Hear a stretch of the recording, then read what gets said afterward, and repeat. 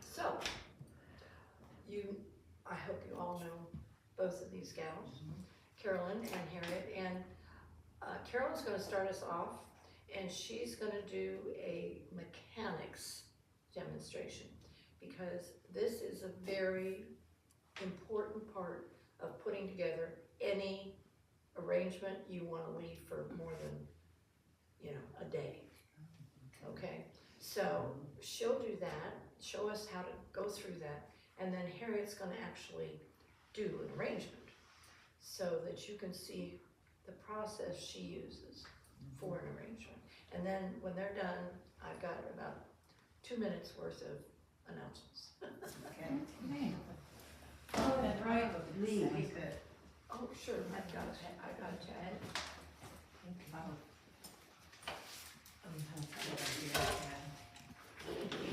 One. If you need more, let me know. Here's one. Do you need a pen? Oh, here, I have I the got one. to change, oh, thank you. So much. Okay. All right, ladies. So this is called mechanics. Mechanics. Mechanics. Mechanics.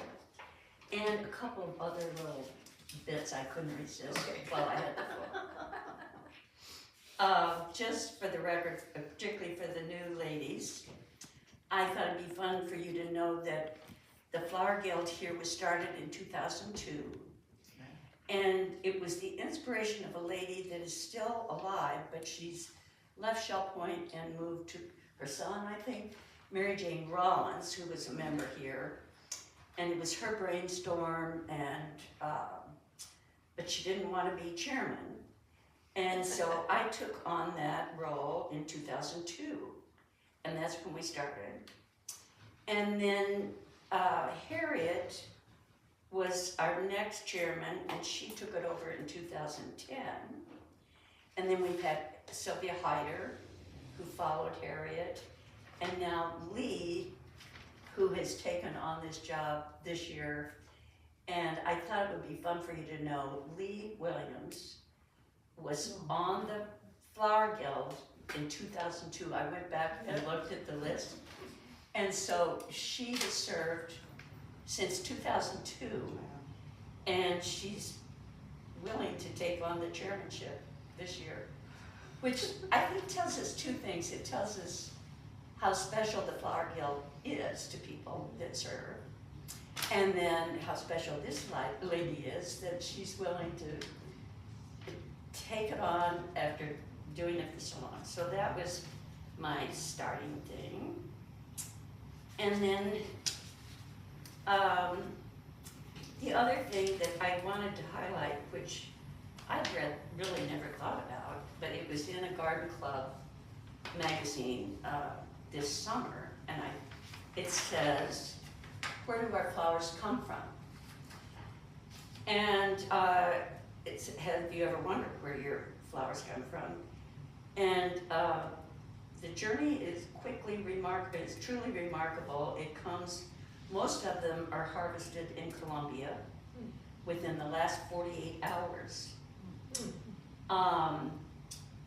John F. Kennedy actually started the program in the 1960s, and Christine Bold happens to be the executive vice president of the Association of Floral Importers of Florida, and she advocates for the importers and is passionate about educating her consumers. Between 80 to 85% of the flowers that are used and sold in the whole U.S. are imported, and these 90% come through Miami's International Airport. Oh, wow. Now, I have no idea what the tariffs are doing to our market, but you can imagine. So 80 to 85% of our flowers come through that airport. And then when the flowers arrive in Miami during the night, the next morning they will be available for sale. Miami is the only airport in the U.S. that has 24-hour, 7-day-a-week, 365 days a year custom border protection and they inspect for insects and plant pathogens. They do not inspect for chemical residues, and I had never thought about it, but after we do our flowers, we probably ought to be washing our hands before we have a cookie or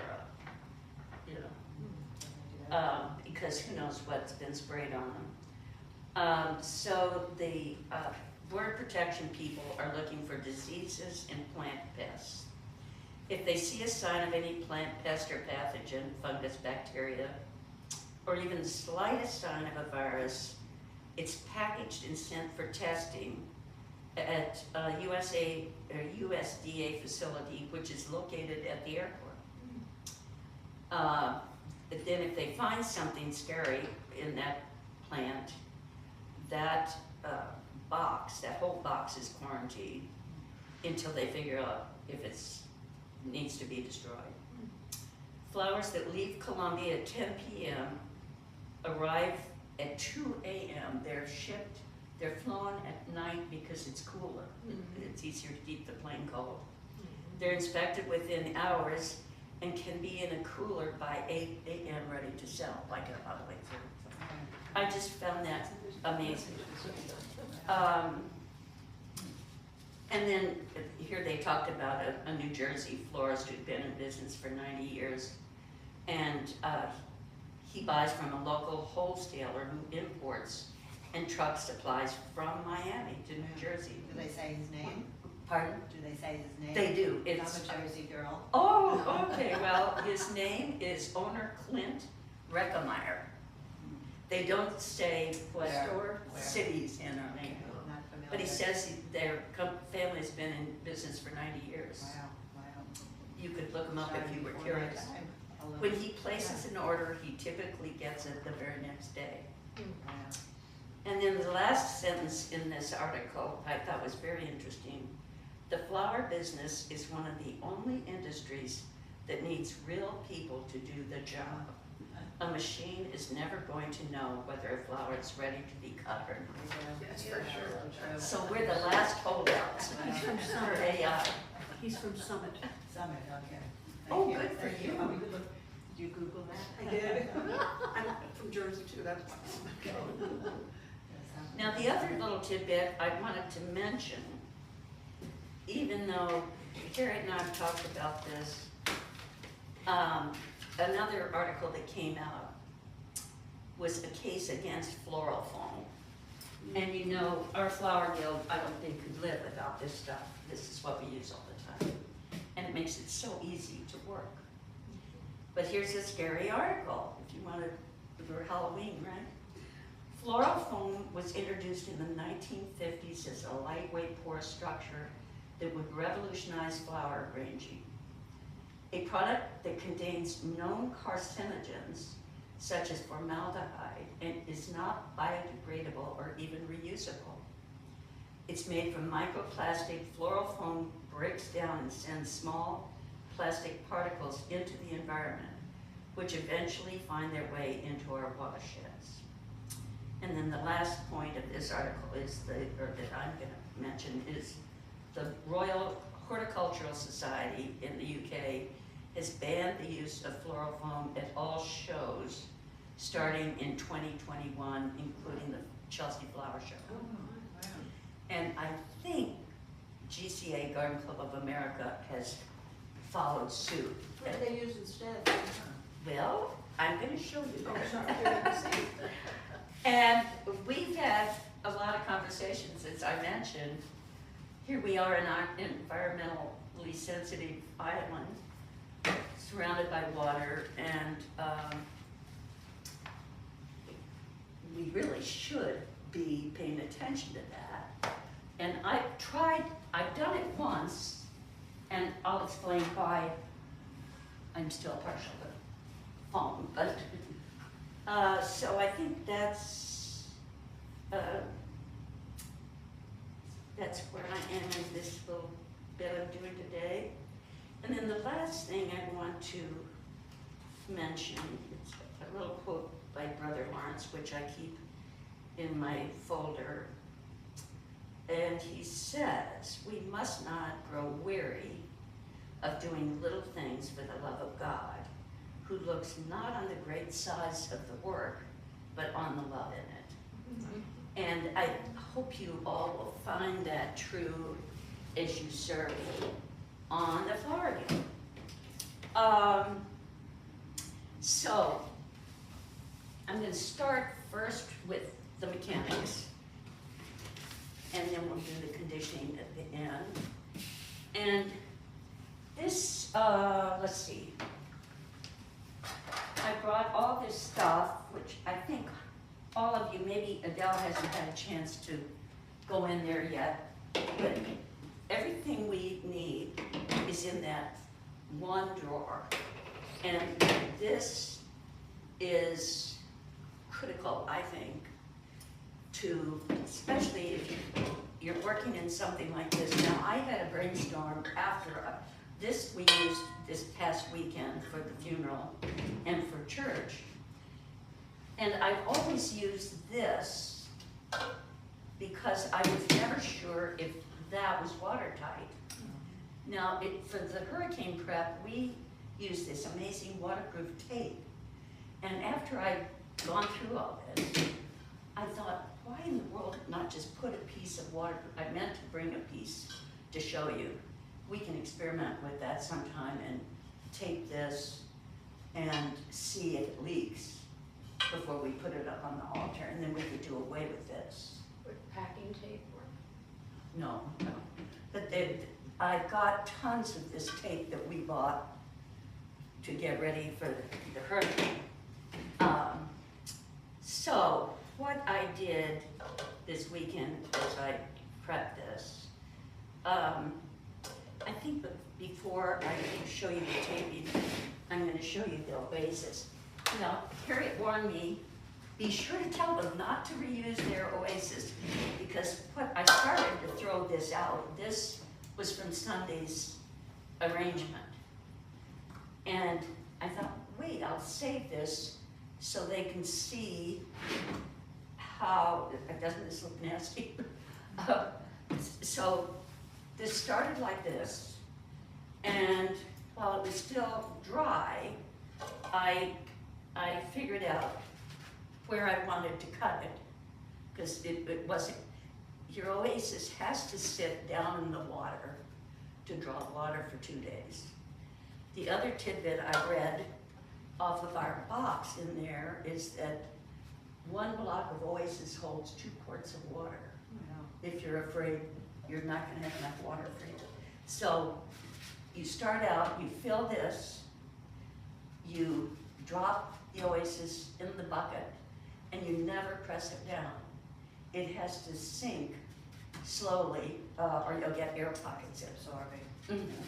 So anyway, what I did Sunday was I first put this in. I'll put this down so you can see. I put that piece in first, and you can see I had to kind of trim off this to get it back as far as I could. And then this needed a little more maneuvering to make sure it was down. And I think you can see the bottom, it was already well soaked, but that allowed it to draw.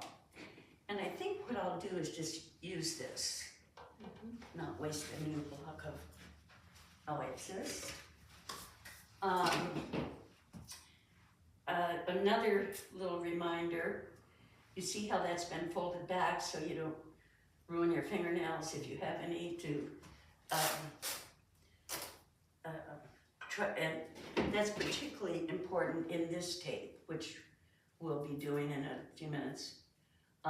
Always fold that back so you don't spend 20 minutes trying to find this end. So for this, I think what I did Sunday, trying to remember exactly, I made sure this came down well under the lip, and I held it tight like that, and then I just pulled it across the middle of that and pulled it down tight so those weren't gonna move. And then I did the same thing on this side. Carolyn, just a quick comment. The Oasis is in the flower room, in the closet. These surprise supplies she's got here are in the top drawer next to the sink. Okay, so that's really all I did to secure that. Now,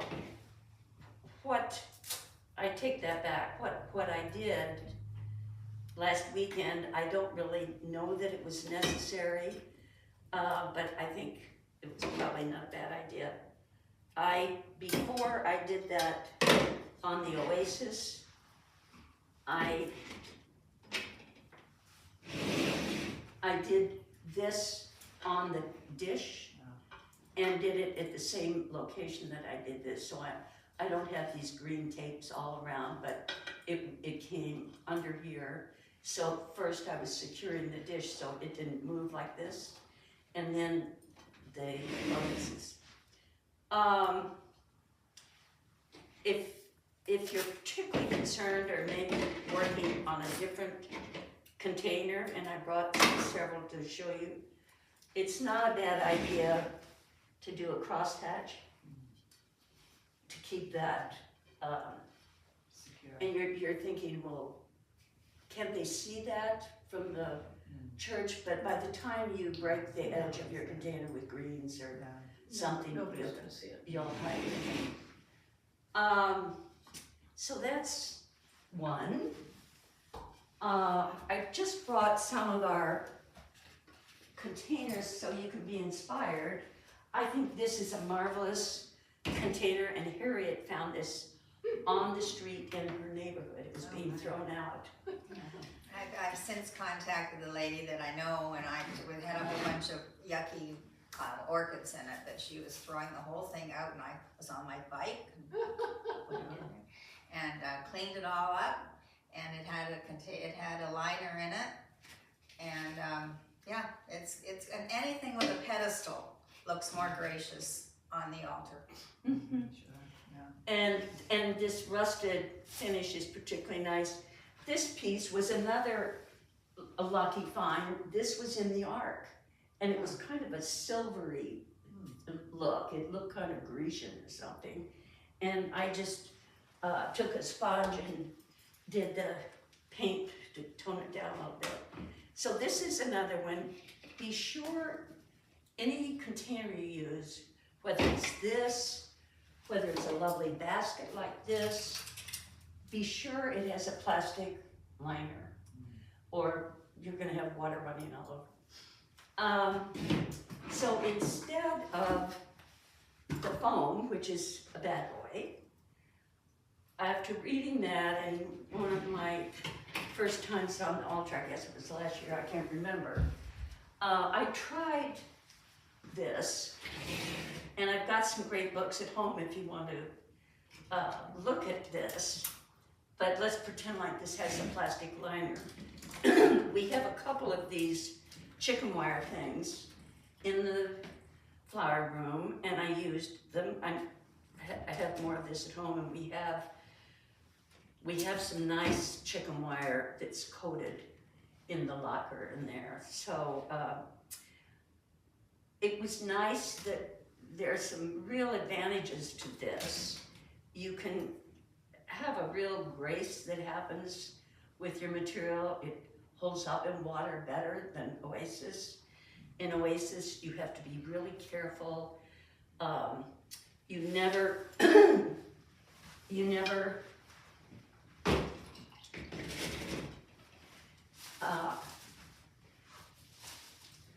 never want to put a stem in and say, oh, I don't like that there. I want to pull this out. If you do that over and over again, all of a sudden your Oasis is going to be falling apart. The other really special thing to remember, if you do this and you decide it's too tall, you can always go down. But if you decide it's too short, you can never pull it up because it leaves this hole under the stem, and it can't draw water. So that's another reason you don't want to keep punching. I keep reminding myself of things to mention. Help me if I'm forgetting something while we're on a track. So this I did try once. I don't know if anybody else has tried it. The problem, as Harriet mentioned, getting something up high enough that the parish can see it behind Bill, behind the cup, behind the chalice. It doesn't work so well. It's fine when the priest has walked away, the flowers are on the altar and it's beautiful, and it's environmentally clean, but it's a different look for us. We're used to having something up. So, but don't you think everybody can decide how they want to? Yeah. Your flower arrangement is your flower arrangement. It's an expression of what you want to do artistically and creatively. So, There was a wonderful lady that started putting flowers here years ago, Milena, lived to be 104, and she was still around, beautifully dressed in the front pew when I started doing flowers here. And her words to me was, you must marry the flower arrangement to the cross, which means your flowers are not down here and your cross ends up here. You tie them together. You're not covering the cross, but you're up into the cross. Marry it to the cross. And those are the words I say to myself. And that's the advantage, well, I'll talk about that, of being there on the altar doing the flowers. So you can see that you're actually doing that. that is very true, and I should mention that there are members of the Flower Guild that like to work at home and bring their arrangement in. I think that would be very hard because they're heavy, especially if you're using Oasis, and then you're jostling water in your car. But the other thing I forgot to mention, a good rule of thumb is 2/3 for your flowers, 1/3 for your container. And I tend to bring a yardstick or something. We probably should have one in the flower room, a yardstick or a metal tape. Mm-hmm. And I find it helpful. It usually brings it up just to cover the base of the cross. If you do that 1/3, 2/3 with most of our things, except if you were using this. And by the way, let's say this has a plastic liner, and I wanted to use this on the altar. I would not have the Oasis down like that. I would do a block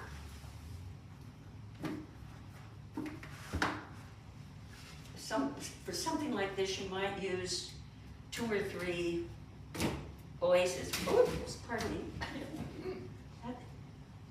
These are ones I cut off Sunday but I might even use a good section of Oasis to bring this that I'm working in up above the edge. Again, so you have something that you can angle your stem down to cover, I call it breaking the edge of the container. So I think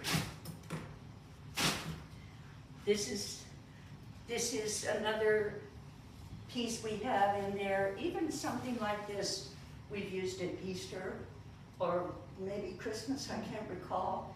We have roasting pans. Again, they're perfect for something like this. You can have this big long thing that goes down the altar. Well, you can use 2 or 3 pans. Yes, together yes. if you want a really big arrangement like in Christmas or Easter. So I think that's just about everything on the, and obviously if you have any questions, please feel free. one thing, and I'm not gonna spend a lot of time on this. These are what we send out to the sick after church, and this is what I find helpful. And again, you just take your tape and you make a little crosshatch. I usually do it at least in quarters, but I find that one more makes it makes it a lot easier. You can just go boom, boom, boom when you're putting your flowers in, and these help hold those flowers as you're arranging it. Makes the arranging go quickly. Okay, now to the conditioning. I had to make notes because I knew I'd forget something.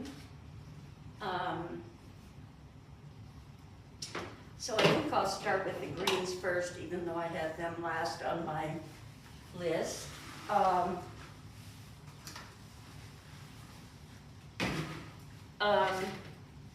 These I cut this morning on my way to church, and that's a real no-no if you're doing flowers for Sunday, because I really recommend cutting your greens at least 2 days ahead when you're going to be working, because they need to draw water, and they're not going to go bad on you. They'll last a week in the bucket. So I generally take a bucket, put a little water in it, and go out, and we call it midnight pruning, but I of course don't do it in midnight, but I know Harriet's fortunate. She goes all over her neighborhood, and I tend to. How do you know what greens are worth cutting?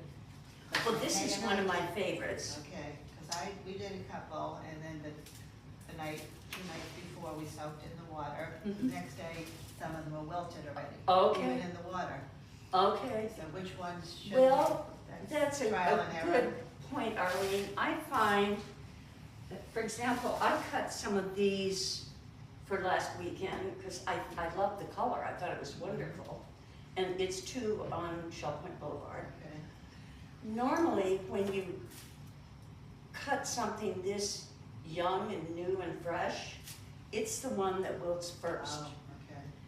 This, as you can tell, has been around. You can kind of get so you know what's older growth and newer growth. Do you find that true?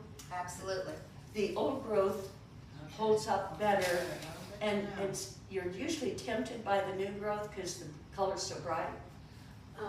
What I found that's helpful to me is if I like something in the yard or wherever, I'll cut it 3 or 4 days ahead of time and see how it does. Okay. And if it does wilt, after good conditioning, You've got I time. don't use it. Yeah. It's a practice, that's what I do too. Yeah. Try it and Trial see. and It's the error. same with See, some because flowers. some things you That's love right. the shape Yeah. and the color, Yeah, but they don't work. yeah. Okay. Practice. And I've used cocoa plum from when I had cocoa plum in the yard. You can use anything. You really can, and even pepper, which is a no-no, if you use pepper in December, which is so beautiful because it's got the berries. Don't be. But just be cutting sure you use Yeah. gloves Yeah. because some people react pepper. No. to it like poison ivy. It Yeah. can be bad. Yeah. Okay, so this is the part, and back to cutting it several days ahead.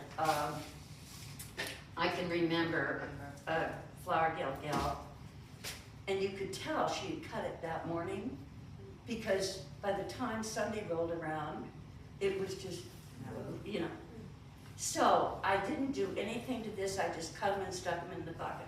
So normally, when I'm doing this, I field strip it so you don't have all this mess in your bucket, and they also do better if you don't have leaves down in the water. So anyway, this is what I would do to, I would call this conditioned. And I get really fussy even with something, if it's pretty obvious that it's got a bug bite out of it, I would cut that out. So I think I won't, well, I'll do one of these. So again, field strip, cut it on the diagonal, and I'll show you that when we get to the flowers. That's critical. And then just pop it in your water bucket. This, you can see why I love this, I think. It has a real grace to the way it bends, and it just, it's funny, Penny Chrysler, I used magnolia leaves for the arrangement Sunday, or for Scott's Saturday. And when I walked back to the back of the church to check it out, I thought, well, that looks kind of stiff, flat. It did. And I fortunately had cut some of this, and I just added a couple of these at the bottom, and it was very scary, but I decided I had magnolia leaves at the top, and they were heavy and brown, and I thought that needs a little something. And so I worked this in from the backside, and do you know Penny noticed that? Oh, wow. She said, I like that little ferny thing you had at the top. I mean, she's an old Flower Guild girl. And so it's funny, sometimes just adding a little lightness will help your arrangement, and I was very glad I did it. So again, you field strip, you cut on the angle, and I think that's enough. You get the idea, right? And now to the flowers, and then I'm going to turn this over to Harriet, who I'm sure is dying to get going.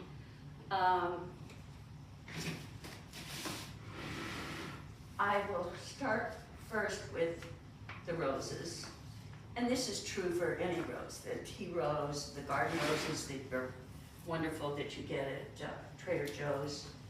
You take off, I tend to take off almost all, maybe leave one or two little ones at the top.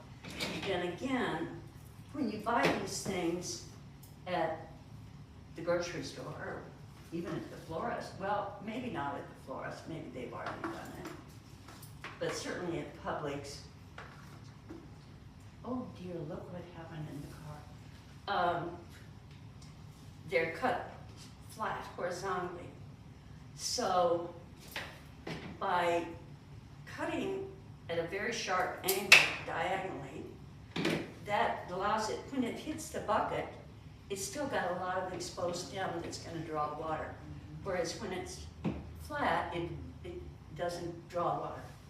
So again, take off almost all of your things. And the other thing I always check in,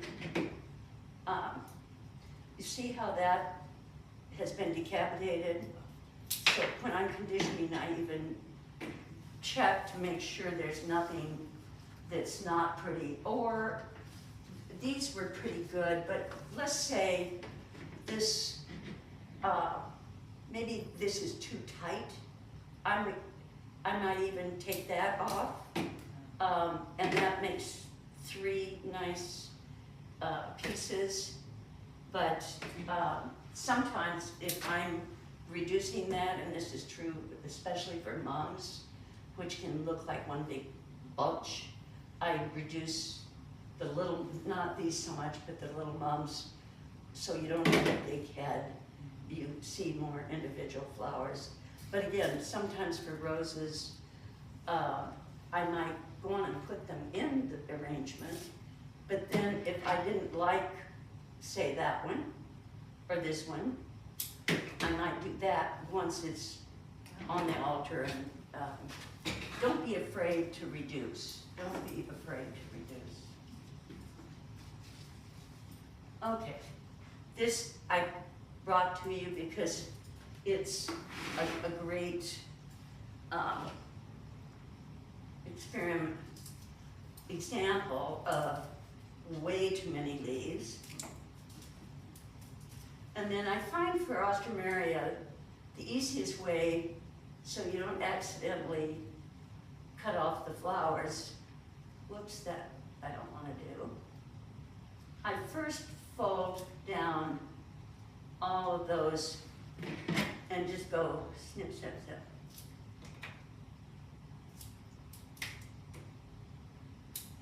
And then I even go into the head and take out, whoops. So you're really ending up seeing the bloom and not all those leaves, because hopefully, and I probably should have said this minutes ago, I usually start the arrangement with the greens as the base to give me my line, and then I start adding the material. But anyway, and again, the sharp diagonal, and I think you get the idea.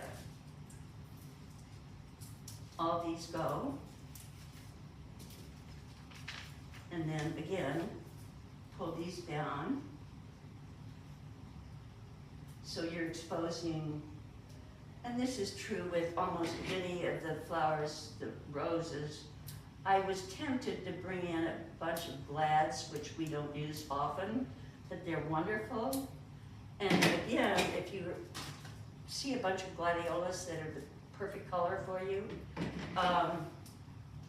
just be sure you take that pointy top out, you know, cut it out so you're cutting it out down to maybe the first bloom, and that way all those blooms open and you aren't stuck with that, I don't know what you would call it. Okay, so unfortunately, this often happens. I usually buy way more flowers than I need, because sure as shooting, you get home and either this was damaged in shipping, or you do it in your car, or you do it carrying it into the house or something. And luckily, there are plenty of mums here. So I'm gonna do a couple of these. So this has all this heavy green foliage, which I don't really want to see in the arrangement. And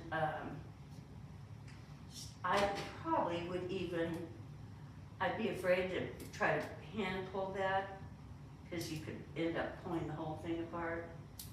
But I might even trim off that. And then again, I never quite have a picture of what I'm gonna do. It sort of, as they say, the flowers tell me what to do. But let's say you have an idea of what you wanna do, and you know you aren't gonna have anything that tall.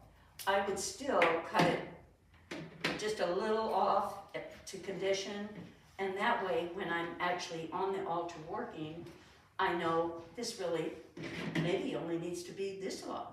Maybe I'm gonna use it in the front to break the edge. So that,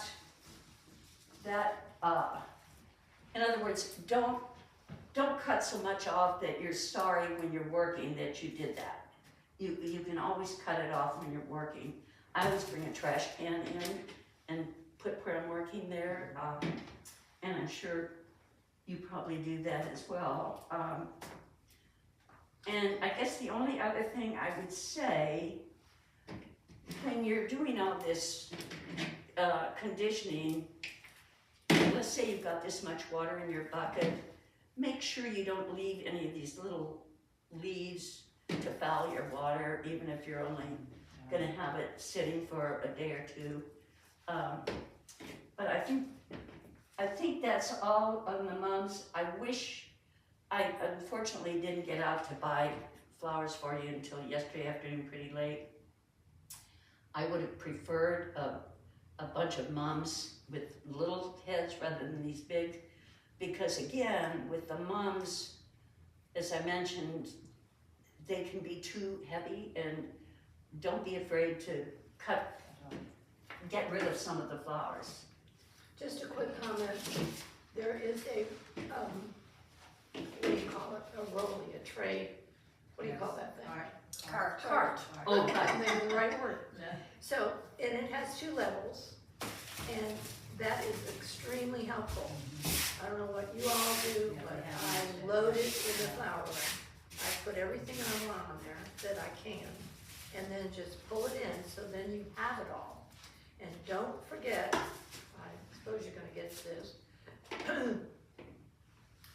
you need a plastic tablecloth on the altar itself, While you're working. where you're working, because you don't wanna get the fair linen screwed up. And the tablecloth is, if you want me to show you, I can show you where it is. It's in the kitchen, either just as you walk in on the left, and if it's not there, it's in the back room. But I don't know what you two do, but I'll tell you what I do, is I put that thing I cover the altar with it, pretty much the whole thing. And then after my stuff's been conditioned, I lay it all out in groups. This group, this group, this group, so that I've got it right there and can just pull it off. So, That's interesting. I don't do that. See, there's a I different have- method. Now I haven't done it for a year, so, I used to always bring a tarp or a plastic shower curtain or something and put it on the floor. Because I tend, and That's true. that, I'm glad you said that, Lee, because I tend to do like Lee in bunches, only I've got them in buckets. So I'll have my greens in one place, my roses in one place. So it ends up being almost like paint by number. Yeah. You know, it's easy, you've got the different pots of color. And, but I tend to have all my buckets on the floor, which means I'm bending over more, probably not a good idea, Well, or bad it's- backs. See, But, that's- So, Put but mine on my everybody cart. kind of works their own way. Yeah. I work out of the bucket, but again, I'm dripping water on the floor, so that's, have a There is- trash can there and, Yeah, That's you sure something. bring a trash can. And there is a broom, there is a broom. There's a broom and Yes. a dustpan in the corner of the flower So room. the first time, and the only time Kay and I did it, we did it in the flower room.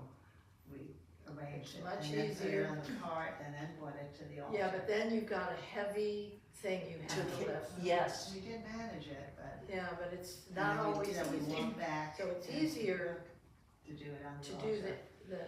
not the empty, it'll be full of water, but it won't have the flowers in it. You put that there and make sure that it's centered properly before you start, well, that's just what I do, No. before Well, I start. Again, I'm glad you mentioned that because it's valuable. I mentioned that I start with the greens first. I'll do the greens and then walk to the back of the church. Yeah. To make sure you've Yes, got the spread you want. right. And when you're working in the flower room, it's a totally different scale. Yeah. Yeah, that's true. Um, That's true. We Doesn't did look so- the same. Yeah. And then the last thing about being in church and what happens on the altar is that blue and purple tend to disappear or just look like black holes. And it's a bummer because we all love blue, but it doesn't carry very well. I think it's better now that the church is white, don't you? I think it's better, and I think they've improved the lighting. There was one Christmas I walked in after doing the arrangement, and it was dark, don't go to church at night, and you could hardly see the flowers, so I talked to some of the men, and they have tried to rearrange the lighting, and so blue is better, but it still is something to think, purple is lost. Okay. Well, thank you, you've done a wonderful job, I don't need to do anything now, this is Oh. good. Oh, yeah, This you is do. good. You're gonna show us what to do after they do all the other. Okay, well, the first thing I wanted to introduce this vase. Betty Mody's, I think you all know Betty Mody's. It says on it, "To the glory of God and in loving memory of Carolyn," no, I can't see his first name, Mody's, and his dates for her husband some years ago in the year 2000. And the story is, we used to use it, it's not that big, So it's a bit of a challenge. Actually, somebody told me way back when that it leaks. I've had it sitting out at home on paper towels and I haven't had any leakage. But I contacted Sue Van Oss about it. What's the history of it after Ian? And she says, it was probably in one of the wagon loads we pulled to the boat landing. It was dark in there, but we had our big respirators on, and Bill used a crowbar to get into all the drawers and cabinets because the muck and water had warped them so badly they wouldn't open. We think it was in the cabinet that held the safe, and that's one of the first things we went into and retrieved. We put everything in garbage bags, then into beach wagons to pull down Periwinkle, and then Tarpon Bay to get to the boat beached off Tarpon Beach. And here it is. I think Sylvia said she found it in a cupboard over at the Ark when we were using the Ark as a church. And it's been in the closet, and I love Betty Mody's, and she's a treasure. I thought if we could maybe use it occasionally, it would give her pleasure. And Carolyn does the most magnificent large things. Lee does very large, gorge, loose things, talking about spreading it all over the place. Wonderful. We all have our own style. I tend towards more contemporary stuff, which I think has a place on the altar. And I wanted to try and do something sort of more simple and more linear in this piece that I think is a treasure. So, now let me just make one comment. I'm glad you mentioned this style. Pay attention to the different styles, because Harriet, well, they both have their own, but the shape of the entire arrangement is interesting and usually beautiful. So see how that shape affects the whole thing. oh, and it is much easier to do on the altar. Much easier to do, Yeah. particularly if you're doing something that's a little off balance. So this has a liner, and I used the tape. I taped the Oasis on top of the liner, and I think it's all right. So I get things mostly out of my yard. Carolyn said I go all over the neighborhood. I don't go all over the neighborhood. I have a couple of neighbors that have wonderful gardens, and I have permission to pick there. But then I planted things that worked for me, and so I can go out into my yard and pick a lot of stuff. So this is Dracaena, and it's called Lemon Lime. And I wanted to use this as my starting point. So because I don't have a whole lot of Oasis, I'm going to give it a good point. And I have to work facing me. So that's going to be my back. Now you see, if I were on the altar, I'd have the cross, and I'd know for sure that that's going to be in the right place. This one I cut at home.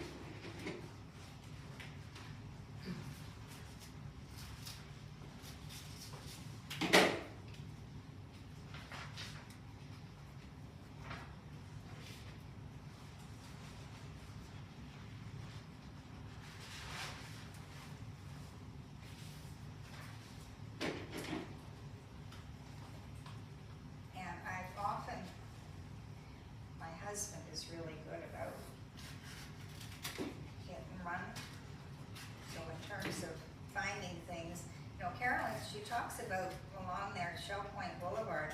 I know that you're really not supposed to go picking in Shell Point. You might, especially if we all do it, it could be a real problem.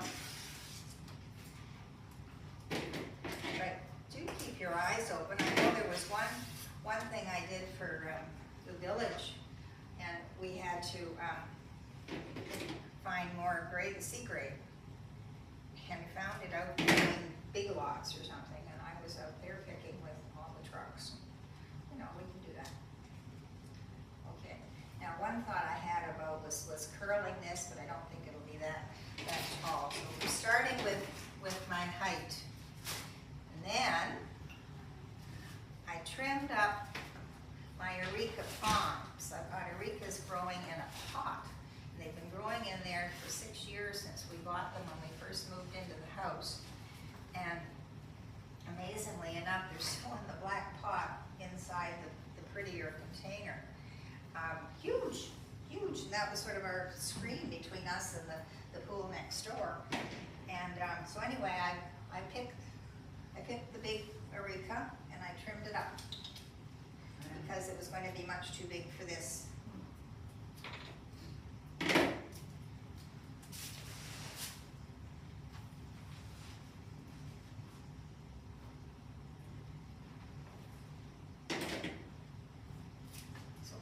Please ask questions if you have any. Sue is taping all this, which is something. I'm in awe how you're just putting them in and just, you're not putting them all in straight. They're No, just- I'm yeah, trying to. that's amazing. How you did- Yeah, you wanna do that. Yeah, It makes it much more interesting. yeah. Rhythm. They always talk about rhythm, and I'm never quite sure what rhythm means, but that seems to be. You've got it. That's it, wow, wow. Okay, so that's the one side.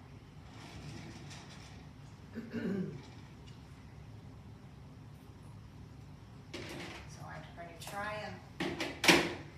and make this side match, but because I'm doing it in front of you, and it makes me a little nervous, you just have to bear with me. If I were there in the church, I would be taking more time and being more careful. Well, I think it's interesting that you know what an Eureka is. I assume. And you see the size of the leaf. But to come up with that, you don't always think of doing that. You think, well, this leaf's too big, I can't use it. Well, I've used the Eureka, the full one, and, well, for Palm Sunday, it's wonderful. It is. But it can be too big and too hairy. All right, there's a start. Wow. Okay, then we're going to, this is my ginger, and this is the one that I go around the neighborhood looking for. And again, he's too fat. So I'm going to trim him down, get as much off the bottom as I can.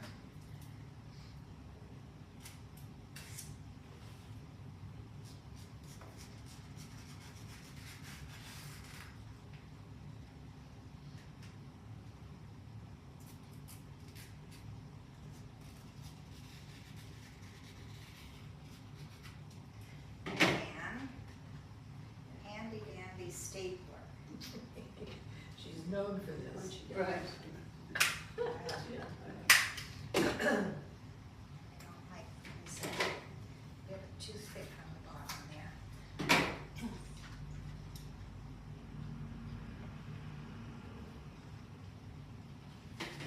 Don't do that either. Now, how do you trim the Aretha to get them all so perfect? Fold it in half, and then. No, I just Start cutting. do it. I'll show you on something else, and it's not perfect because nature isn't perfect. Okay.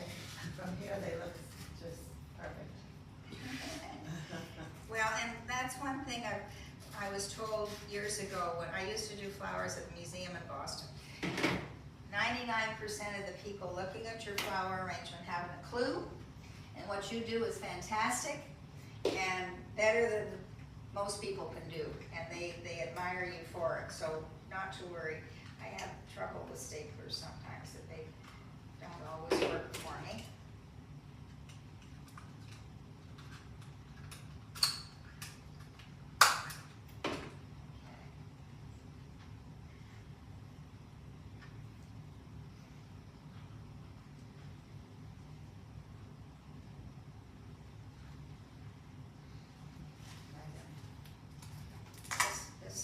This one's smaller.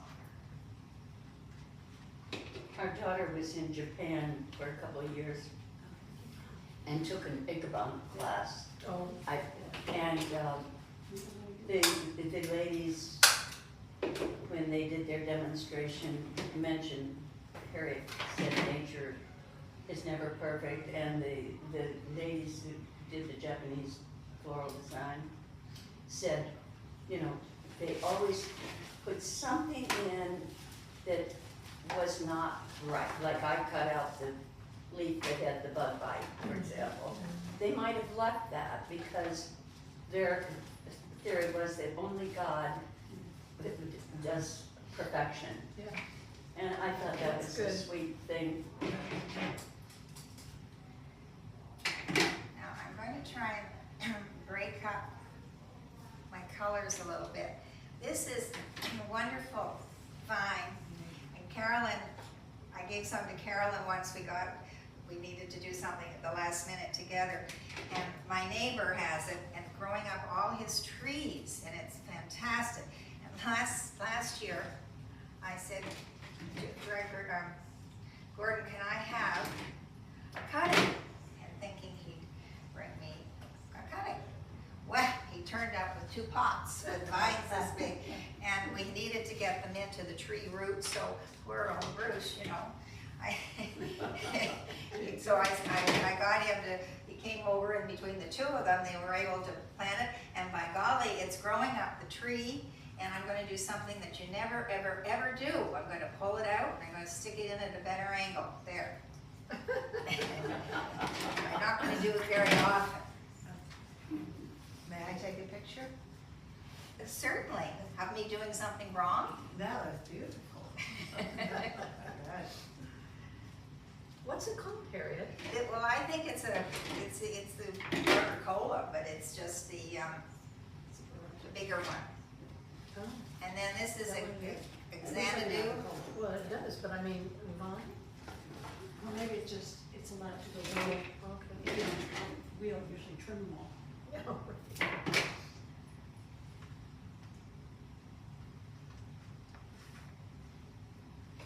So why don't you spin it around so we can see it midway? Wow, oh my gosh. So now I'm working on the middle. You could leave it green and I'd be happy. Yep. And not pushing it in very far. One thing that's lovely doing it here is that your arrangement isn't going very far. You know, if you were doing this and it had to be transported to an event, then you get crazy with the tape and buckets and things like that. But it's, if you're working on the altar, the worst that's going to happen is I tend to put it on the cart to take it back to the flower room for taking it apart.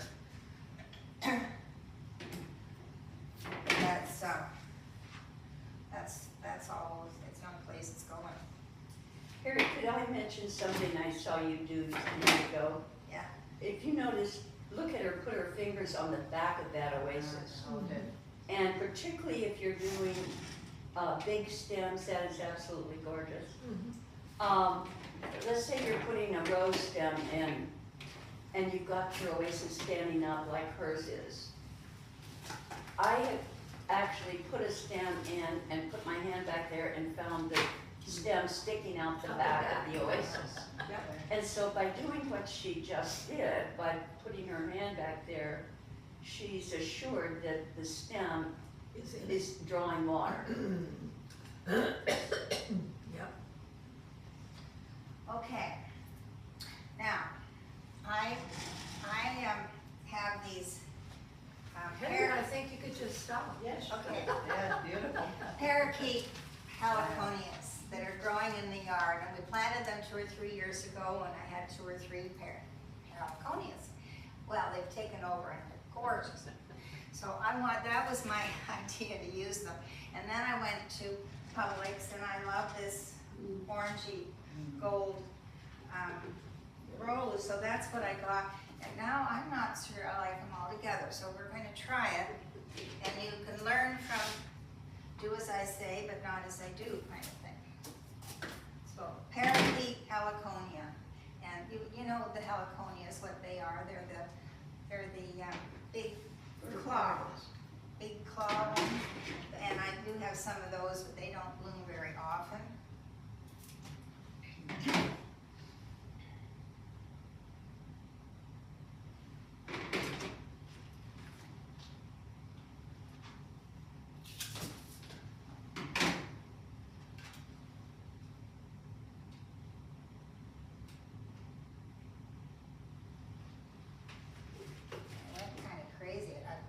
This morning.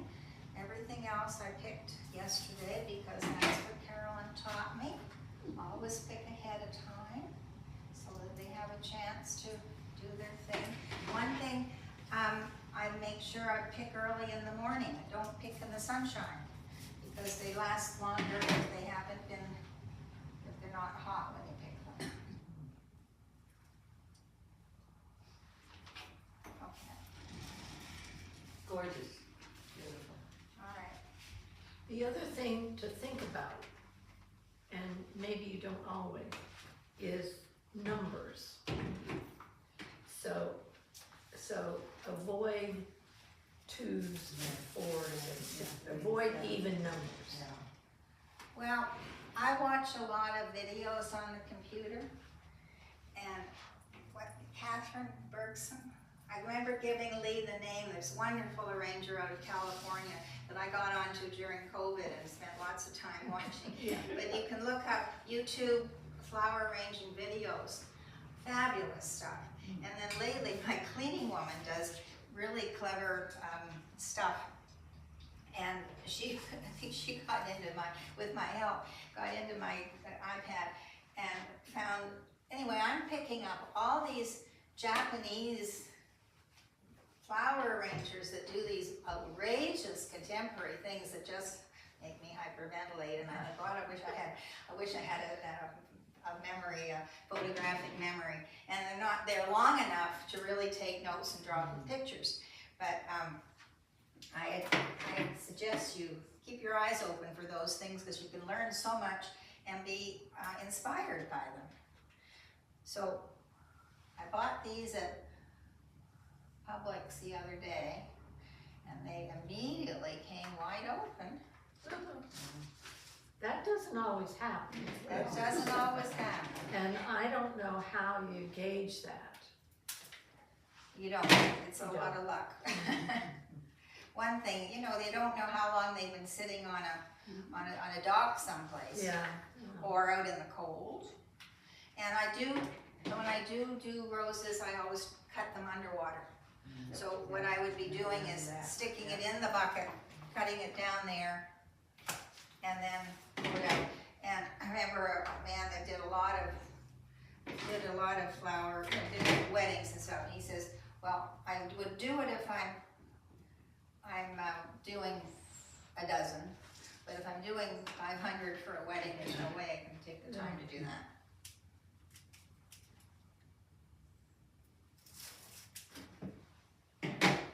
Lee, I think the color's going to be all right. I asked Lee's an artist. She does one. Oh, so is Adele. Well, I think it works. I think it does too,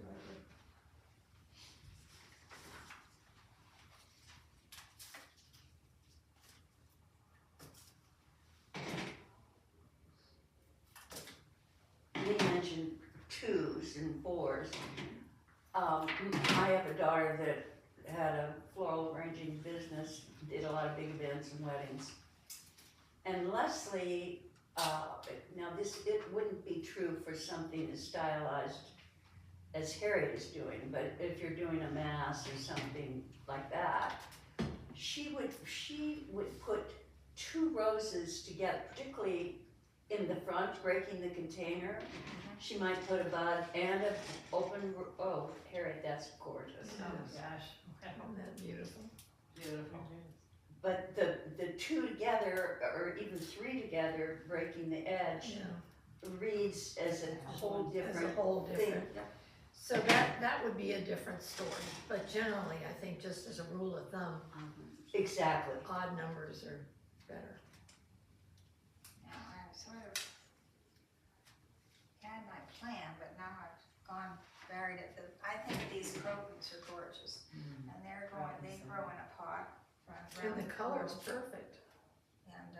Well, I think they're wonderful with the heliconia. Yeah.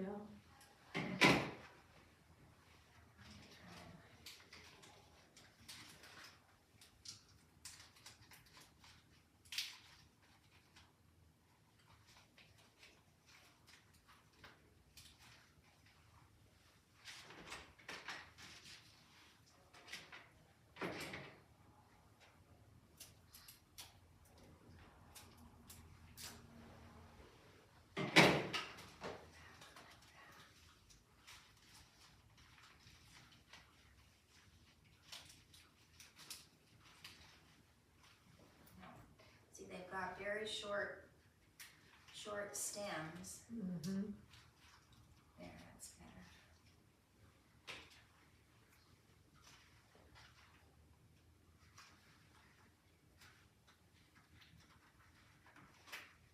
Well, not happening.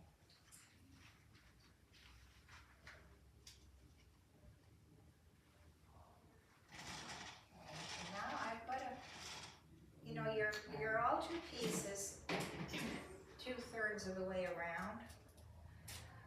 You want the sides to be done, Mm-hmm. but the back doesn't have to be done. And I remember a gorgeous piece done on the altar, and when I went up close, you could see all kinds of oasis, which to me is a huge no-no. But it didn't matter, because you're seeing it from a distance, and she was a beautiful job.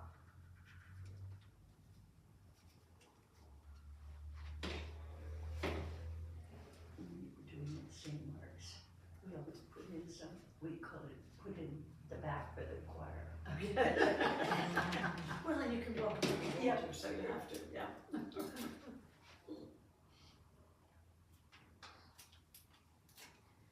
Okay.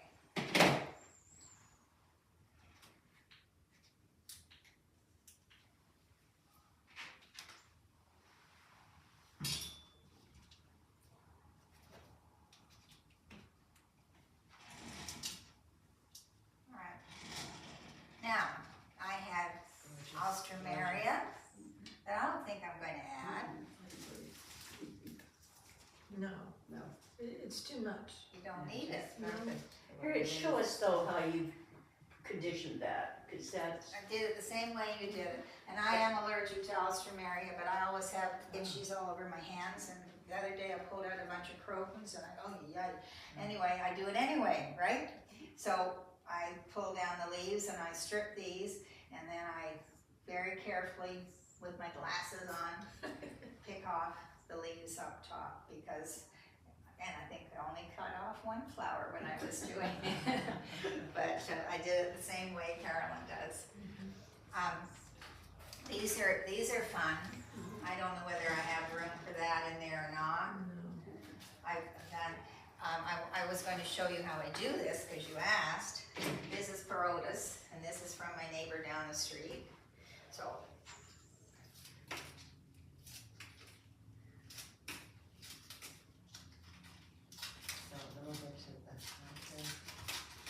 And again, it's not going to be perfect.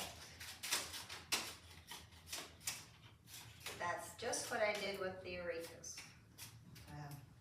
Now I have these wonderful fans. Cool. Yeah. Isn't that cool? And it's really prickly. So I took my scissors over the sink and I sort of scraped it first. And then I went and, No, I tried that. prickles, sharp. Oh, prickles. prickers. Sorry, yes, they are thorny, right. Yeah.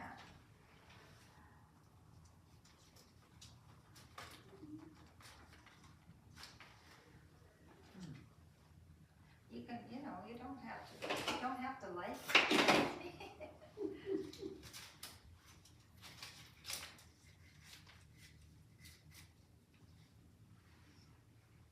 There's my other one.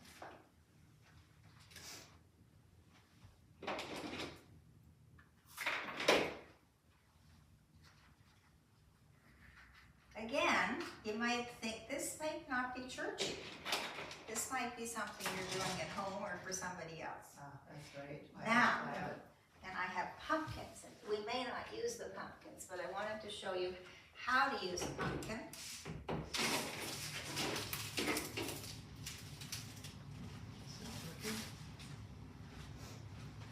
Sticks that you get, you know, the Skewers. bamboo skewers from Publix. And there should be skewers in the drawer along with those other supplies. And I try and get the smallest ones. And, oh, I can stick it in. Sometimes they're Too hard. so I jam it with the scissors first.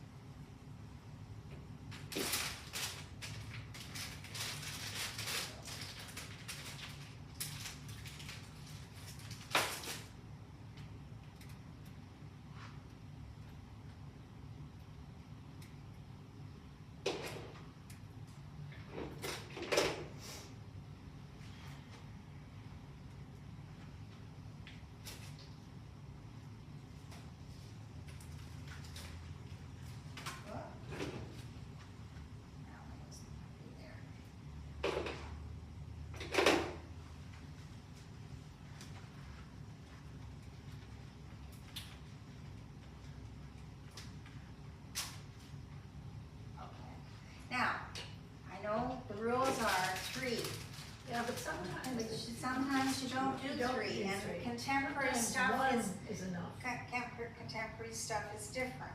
Now I'm gonna, this pumpkin's a little bigger. And I've often done peppers. Peppers are wonderful, especially the little baby ones, so that you can do them different shapes, and different ways. Hi, Sue. And I'm trying not to make them equidistant, but it may come out equidistant. But in the peppers, you know, this is also that the stem is facing out. There we go. And apart from the back, Yeah, I'm gonna stop. great. Yeah, no, stop. Yes. Now, have you ever thought of doing a little classes, like they have, I noticed they have a yoga class here? Maybe once a month, a flower arranging? Well, you know, all these people, if they read the Red Door and whatever, Yeah, they were you all just- they invited. should- I mean, everybody was invited. She was clever in saying, if you are interested in being on the Flower Guild, because we really didn't want, but I have done this for ECW in the past, you know, the luncheons and whatever. What I'm saying, I know in New Jersey, they have a florist, like once a month, open to the public. We paid for the flowers and the class and all, and the demonstrator demonstrates how the audience does that. Have you ever thought of starting Harriet's flower classes, that you can take them home with us?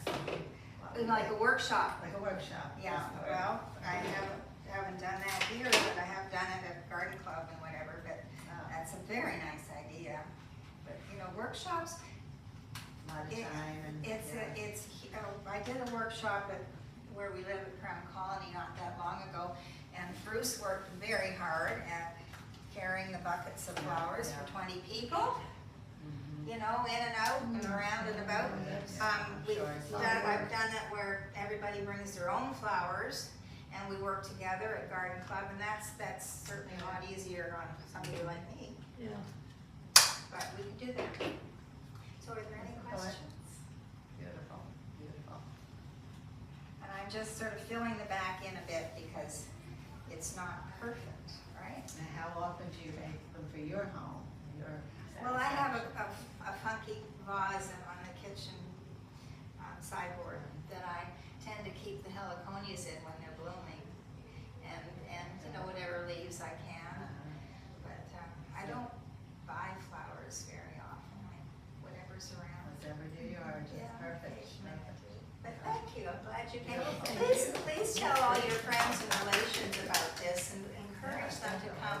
And we have had some people on the Flower Guild that have never done flowers before.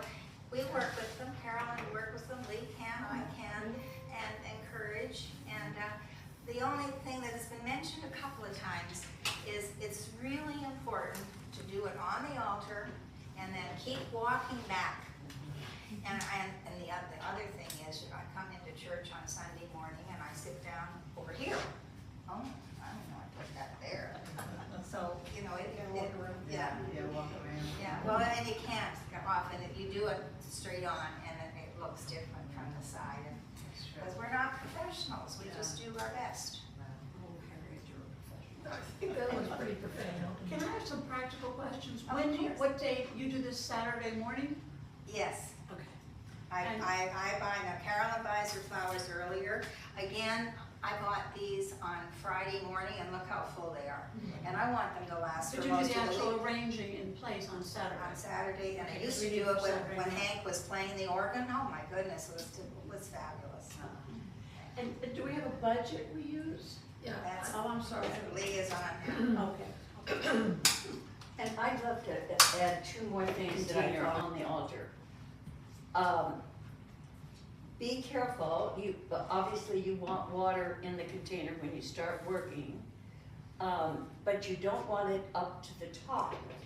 Because as you start adding stems, it's going to push the water higher and higher.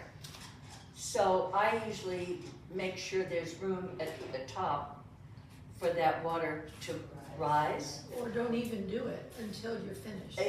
That's possible too, because your oasis is already soaked. It's so, and you've got that, The blue pitcher. the blue can, yeah. Yeah, the It can. has a long, Yes. narrow, arched Down, end right. that is very easy to come in and put the water in. And that also, the advantage of that, not filling it until you're done, is it's not as heavy. You're not dealing with Yeah. a heavy thing when you're putting it on the altar, putting the, whatever container you're using isn't as heavy. And then once it's on the altar, then you can add water. And by the time it's ready to take off, most of that water's evaporated. Well, and that's the other catch. Those flowers drink so much water Drink a lot. once they're in, you've finished your arrangement. So I think it's important before you leave to make sure that the water is That's what I up to the say, top. wait until you're done. Yeah. And then, if you can, on Sunday morning, Yes. get there a little early and check it. Stick your finger right in the side and see if you feel water. And if you don't, go get the can. And no, if there's people in church, don't worry about them. They don't care. It's just like the altar guild walks in and checks Right. things And while they're yeah, sitting there. Don't worry about that. But you would be amazed at how much they drink. How much Once is gone. they're- Yeah. And then the other thing I thought might be important to add, don't be afraid to cut your stems very, very short. Well, you saw what Harriet did Yeah. with Exactly. You don't want that oasis to be loaded with stems. You want room so that, I mean, she kept adding and adding to that. Yeah. And if she had big heavy stems in There that wouldn't block, be any room. there wouldn't have been room to continue to add like she did. So, One thing I've done in the past is when I'm doing an arrangement and I know all my stems are short, I buy extra flowers. I've even done them on Saturday. But the three things to go out to be sent home to people. I've done them on Saturday, so that I know that I have enough, because maybe, I mean, the roses are good, but you're right. It doesn't hurt to have extra, to do it ahead of time, especially if you don't want to come back on Sunday. Some of us don't like to come, most of us do it, come back on Sunday, we're here. Do those three with different flowers. People don't have to know that they were not actually on the altar. They're from the church. They're there. But then you are responsible for taking it apart Monday, Tuesday, or Wednesday, making sure that it's all cleaned up and gone, including the flower room, before the next gal comes in on Friday or Saturday. This is the present. We need to go into the kitchen and find little plastic bags for you. Oh, Take you. Okay. Take, So, I'll make these up. up and Lee's going to talk about other things. There's the plastic, Okay. okay? And this is in the kitchen, and I found it, Kitchen. you just have to look. Okay. Sometimes it's on a shelf on the left, sometimes it's on a cart, sometimes it's in the back room, but it's, you'll see it. It's Okay. just always in And you there. put it back there after And you take put it back apart. there after you're done, yeah. And, here, and you're going to get, pass that around, please. This is your roster, it's the current